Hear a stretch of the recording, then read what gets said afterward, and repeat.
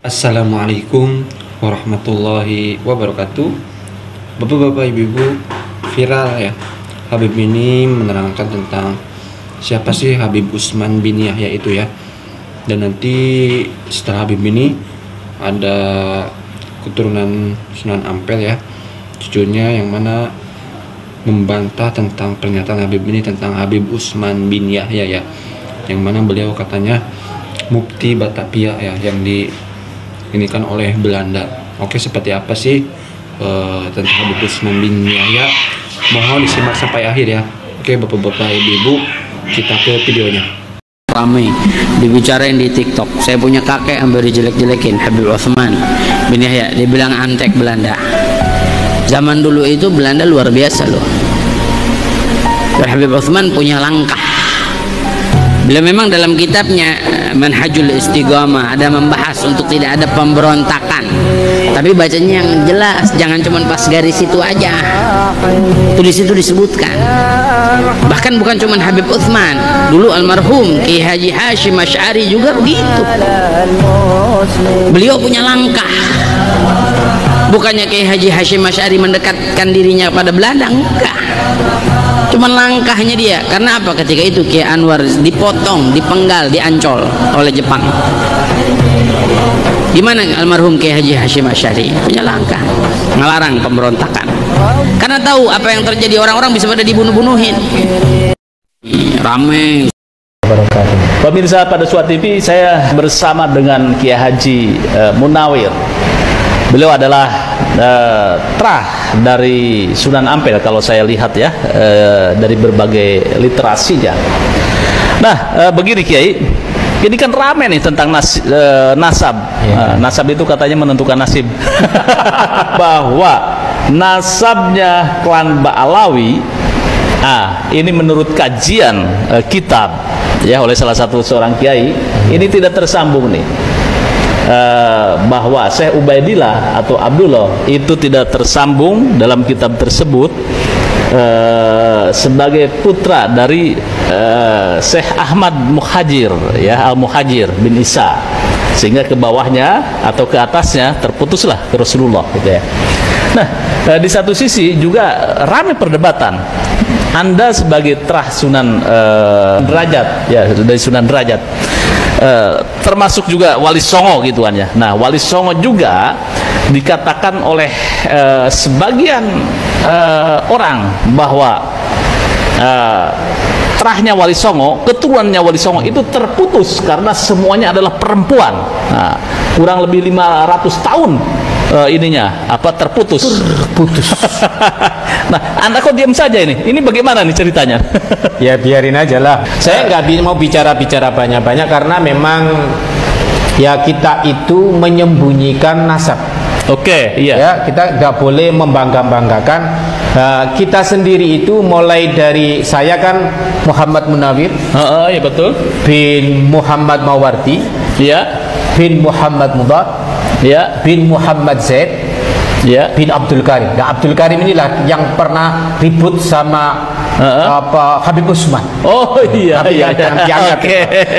Ya, untuk habis di catatan bahwa Habib Utsman adalah Mufti Batavia ya. Kalau Abdul Karim tidak mau untuk dijadikan mufti yang ada di Surabaya. Tidak mau. Iya. Akhirnya dipenjara beliau. Saya bin Abdul Karim bin Abdul Qahar. Bin Darus bin Kinan itu sudah masyhur di Pantura. Jadi kita tidak boleh membangga-banggakan itu. Paling lucu, saya dulu pada waktu kantor Rabitatul Alawiyyin itu ada di Tebet. Saya diajak ke sana. Betul. Saya diinterogasi. Katanya saya ini mengaku Habib gitu. Padahal saya nggak pernah ngaku Habib. Boro-boro ngaku Habib. Gus saja saya nggak berani. Iya. Akhirnya di situ itu dikatakan bahwa saya dimintai silsilah, saya sebutkan semuanya. Kamu ini nggak Habib. Saya lucu lah, siapa yang ngaku Habib? Katain bahwa Sunan Derajat itu Habib. Loh, ini siapa yang ngatain Habib? Sunan Ampel itu adalah Habib. Sunan Ampel itu menyerahkan katanya bahwa data-data anaknya ke Yaman. Ke Yaman itu ke mana? Ke Yaman, ke Robito katanya. Robito itu kan belum ada itu. Robito ya, itu 1900. Kemudian Sunan Ampel itu 1500-an kan? Lah ya, iya, makanya kita itu kan nggak usah membangga-banggakan. Akhirnya saya tekankan bahwa kami tidak pernah mengaku Habib, juga tidak mengatakan Sayyid. Gus juga saya kadang-kadang ada yang manggil Gus, ya silahkan. Iya. Tapi saya lupa itu siapa yang mengajak itu. Saya pokoknya dipanggil ke sana. Saya kemudian bahwa Mbah Sunan Derajat itu kalau dikatakan sebagai Habib, makomnya nggak ada tulisan apa-apa. Oh gitu. Nggak ada. Makomnya Mbah Sunan Derajat. Kita udah biasa masuk situ, itu udah biasa. Nggak ada tulisan. Nggak ada tulisan Sayyid macam-macam, nggak ada. Nggak ada. Ya. Oke, kalau Sunan Derajat itu ya, Sunan Derajat setelah Sunan Ampel, itu masuknya ada yang mengatakan sebagian buku-buku ya, mengatakan bahwa jalurnya adalah ke Ba'alawi itu ya. Yang sebenarnya ini menurut catatan Anda dan keluarga, ini Sunan Ampel atau Sunan Derajat itu dari mana nih asal muasalnya, klannya? Jadi begini ya. Jadi Mbah Sunan Derajat itu punya anak Sidik, yaitu kemudian daripada Prasaya. Maulana Sidik. Maulana Sidik punya bapak nama Sunan Derajat. Sunan Derajat punya bapak namanya Sunan Ampel. Sunan Ampel namanya Ibrahim. Nah, Ibrahim kemudian menikahlah punya bapak namanya Jamaluddin Al-Akbar Al-Husaini, yang kemudian dikenal namanya Jumadil Kubro. Oh iya. Ini ada Jumadil Kubro, ini adalah menantunya Sultan Turki, Sultan Muhammad I. Oke, wah subhanallah. Namanya Fatimah. Fatimah ya? Iya, tapi nggak pernah kita ngomong kita keturunannya Sultan Turki. Ya, kita itu. Gitu. Oh, jadi yang benar gitu dari terah ibu itu ke Kesultanan Turki. Ke Turki. Dari jalur perempuan itu sudah ada ke Turki dan juga ada ke Syamsul Qadir Jailani. Oke, iya. Ini saya buka lo ya. Tapi hal-hal ini bukan untuk kesombongan. Oke. Jadi seperti buku-buku ini ada beberapa perintah jangan dibaca oleh orang sembarangan. Anak saya saja nggak boleh saya membaca. Oke, iya. Kau kemudian dari jalur Bapak itu kemana itu? Samarkand. Ke Samarkand. Oh, ke Samarkand. Jadi tidak masuk ke Yaman ya jalurnya. Tapi kalau ada yang membuat itu ya biasa saja. Kita nggak protes. Makanya orang nggak bisa membayangkan Majapahit begitu kok Raden Patah mampu untuk berperang dengan kerajaan Majapahit yang dikuasai Girindrawardana. Iya. Karena di sini banyak cucunya Sultan Ottoman ya. Dinasti Utsmaniyah. Dinasti Utsmaniyah di situ ya.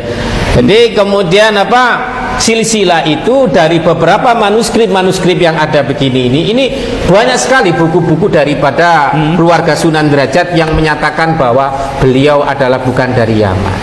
Tetapi mulai tahun 80-an ini kemudian dicantol-cantolkan kemana, dicangkok-cangkokkan ke Asmat Khan. Kemudian bahkan kemudian tidak diakui. Jadi nggak diakui. Kemudian nggak diakui sampai kemudian virallah Habib Bahar yang menyatakan bahwa cucunya Trah Wali Songo ini dari jalur sudah 500 musnah. Ya saya tertawa. Oh iya. Jadi kita itu nasab nggak terlalu kita bawa-bawa. Oke. Berarti dari jalur pihak Bapak itu ya, itu kemana itu ke atasnya? Ke Udeskit kan, Cina begitu. Jadi kalau kita melihat itu nanti, apalagi sekarang kan udah banyak tes DNA kan. Apakah saya bisa tes DNA? Nggak usah perlu disebut-sebutkan. Tapi kita sudah memahami bahwa kakek kita memang bukan dari Yaman. Bukan dari Yaman. Kalau andaikan dari Yaman, sejak dulu kita itu sudah membaca ratib. Oh iya. Tetapi betul. Mengapa kok kemudian Wali Songo itu nggak membaca ratib? Memang bukan dari Yaman. Tapi sekarang ini mulai tahun 2000-an ini orang-orang mengenal ratib. Iya. Kemudian sekarang ini kemudian kembali lagi ke wiritannya para wali 9. Kayak seperti saya tadi itu adalah wiritannya Mbah Sunan Derajat. Iya, jadi ciri khasnya memang dari Wali Songo adalah torikoh gitu. Ya, torikoh. Iya, oke. Kalau di sini disebutkan bahwa Mbah Sunan Derajat itu adalah Naksabandi. Jadi zikir kopi itu yang jadi buku-buku yang seperti ini. Nah, sekali ini saya fotokopi saja supaya nanti enggak. Ini ada Sayyidul Ma'rifah ada apa? Syekh Majnun. Hati-hati kalau membaca kitab ini. Bisa ini ya. Kalau nanti nggak bisa jadi wali bener-bener bisa gila. Seakan-akan Syekh Majnun. Ente menjadi Syekh atau Majnun? Itu. Jadi Masya Allah kalau kita melihat di fenomena di Indonesia ini membangga-banggakan nasab itu tidak bisa. Ya. Oke. Coba lihat kita, ada anaknya tukang sate aja hafal Al-Quran, bisa membaca kitab kuning. Di keluarga saya terutama dari Kiai Trahnya Kiai Haji Abdul Karim, jangankan bergerak Habib Sayyid, kita pakai emas saja nggak boleh. Oh gitu ya. Mas itu kan singkatan dari Maulana Sari. Bahkan Raden pun enggak. Jadi disembunyikan itu ya? Enggak boleh, karena dulu Mbak Abdul Karim ketika ribut sama tidak mau menjadi mufti di Surabaya dan wilayah itu, kemudian Mbak Abdul Karim kan kemudian dipenjara. Di penjara, setelah dipenjara itu dia menyembunyikan silsilahnya, semuanya istrinya yang merupakan cucunya Kanjeng Sepuh, keturunan daripada Mataram, itu gelar Raden dihilangkan. Menantunya semuanya keluarga Raden dihilangkan, apalagi ngaku Sayyid. Iya. Jadi mata 4 bukan Habib, bukan bukan Sayyid, bukan keturunan Rasul. Imam Syafi'i bukan, Imam Ahmad bukan, Imam Hambali bukan, Abu Hanifah. Tapi kita itu bermadhab kepada salah satu ini. Apa nggak malu? Ini yang sedang viral. Pertanyaan yang sedang viral. Apa pertanyaannya? Tentang polemik atau gonjang-ganjing nasab Habib. Ini pertanyaannya tentang gonjang-ganjing nasab Habib. Penanya menyampaikan, apakah Habib yang ada itu benar-benar keturunan Nabi atau pendusta? Ini pertanyaan yang sensitif sebenarnya. Baik, Bapak Ibu, ketika ada pertanyaan semacam ini tentang nasab Habib, apakah benar itu keturunan Nabi atau itu pendusta, sebaiknya kita tidak ikut-ikutan masuk dalam pusaran konflik atau pusaran perdebatan yang sedang terjadi, karena kultur kita itu tidak mengenal Habib. Kultur kita tidak mengenal nasab-nasab semacam itu, sehingga ketika kita masuk ke pusaran itu maka nambahi beban pikiran kita. Sehingga kita, kalau Bapak Ibu atau saudara ada yang menjadi pengamat sosial media, cukup nyimak saja, tidak usah ikut-ikutan terjun dalam area pusaran konflik apakah Habib itu keturunan Nabi atau Habib itu pendusta yang mengaku sebagai keturunan Nabi. Jangan malah jadi kompor. Warga Muhammadiyah tidak perlu jadi kompor di situ, malah ngompor-ngompori. Oh itu pendusta itu penyebar kurofat itu dan seterusnya. Tidak perlu pula kemudian ngompor-ngompori ke yang lainnya. Wah itu benar keturunan Nabi itu. Tidak boleh untuk sia-siakan begitu saja. Maka sikap kita apa? Wala takfu ma laisa laka bihi ilmun. Kita tidak perlu berkata tentang sesuatu yang kita tidak punya ilmu tentangnya. Kita tidak tahu apakah Habib itu benar-benar keturunan Nabi atau mereka adalah kumpulan para pendusta. Kita tidak tahu, sehingga kita tidak perlu masuk dalam pusaran konflik rumah tangga orang lain. Nanti tambah ruwet, tambah runyam karena kita tidak memahami itu. Dan yang dicatat kita dalam hal soal nasab itu, kemuliaan itu tidak diukur dengan nasab. Jadi kemuliaan tidak diukur dengan nasab. Ada pepatah Arab atau kata bijak berbahasa Arab, asyarafu bil adabi la bin nasabi. Kemuliaan itu diukur dengan adab, budi pekerti, bukan dengan keturunan. Maka keturunan siapapun kalau tidak punya adab, tidak punya budi pekerti, itu tidak dapat mendatangkan kemuliaan. Oke, teman-teman, bapak-bapak, ibu-ibu, itu dia tadi pernyataan dari seorang Habib ya, yang mana menjelaskan tentang Habib Usman bin Yahya, yang katanya beliau menjadi mufti Batavia Belanda itu ya karena strategi ya, jadi siasat untuk supaya bisa mengetahui strategi Belanda maunya seperti apa ya, karena kan katanya terjadi pemberontakan supaya Belanda tuh nggak ngamuk, intinya yang nggak ngeberontak rakyat Indonesia, seperti itu kali ya menurut si Habib ini. Dan tadi juga Kiai Nusantara ya, yang mana masih keturunan Sunan Ampel, beliau menyatakan bahwa Habib Usman bin Yahya itu ya beda dengan tadi kakeknya beliau ya, beliau nggak mau dijadiin ya mufti Batavia seperti itu ya teman-teman.